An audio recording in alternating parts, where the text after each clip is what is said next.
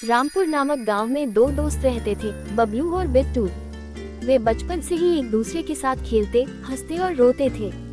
उनकी दोस्ती पूरे गांव में मशहूर थी। लेकिन पिछले 6 महीनों से बिट्टू अपने माता पिता के साथ दूसरे गांव में रह रहा था। अब वो वापस आ रहा था और बबलू बहुत उत्साहित था। जिस दिन बिट्टू आने वाला था, उसी दिन गांव में अचानक बारिश शुरू हो गई। बिट्टू रास्ते में था और बारिश से बचने के लिए उसने बबलू के घर के पीछे छिपने का निर्णय लिया।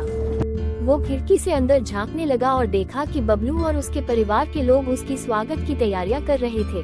बबलू की मां स्वादिष्ट पकवान बना रही थी और सभी लोग उत्साहित थे। बारिश थमने के बाद बिट्टू बाहर आया और ऐसे बर्ताव किया जैसे उसे सब कुछ पता हो। उसने बबलू से कहा, मैं भविष्यवक्ता हूँ, मैं भविष्य बता सकता हूँ। बबलू ने पूछा, तो फिर बताओ, आज डिनर में क्या बना है? बिट्टू ने मुस्कुराते हुए सही उत्तर दे दिया। उसने बताया कि बबलू की माँ ने आज पकोड़े, खीर और पूरी बनाया है। सभी लोग उसकी इस चालाकी से प्रभावित हो गए और उसे भविष्यवक्ता मानने लगे। उसी रात गांव के राजा का एक कीमती हीरे का हार चोरी हो गया। पूरे गांव में हलचल मच गई। राजा ने तुरंत अपने सैनिकों को बुलाया और हार को ढूंढने का आदेश दिया। गांव के लोगों ने बिट्टू की तारीफ करते हुए कहा कि उसे सब कुछ पता है, इसलिए राजा ने उसे ही हार ढूंढने का जिम्मा सौंप दिया। बिट्टू बहुत डर गया और रात भर सो नहीं सका।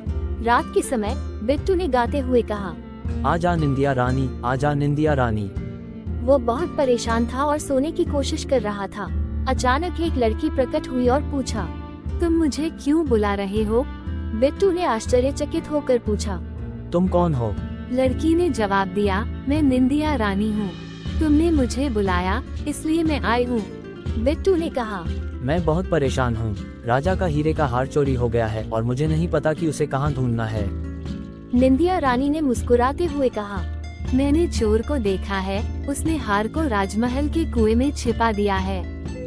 बिट्टू ने चैन की सांस ली और आराम से सो गया। अगली सुबह बिट्टू ने राजा से कहा कि हार राजमहल के कुएं में है। राजा ने सैनिकों को आदेश दिया कि वे कुएं की जांच करें। जब सैनिकों ने कुएं में देखा तो वाकई हार वही मिला। राजा बिट्टू से बहुत प्रभावित हुआ और उसे अपने राजमहल में एक महत्वपूर्ण पद दे दिया।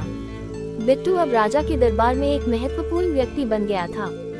कुछ दिनों बाद राजकुमारी अपने दोस्तों के साथ महल के बगीचे में खेल रही थी। अचानक एक अपहरणकर्ता ने राजकुमारी को अगवा कर लिया।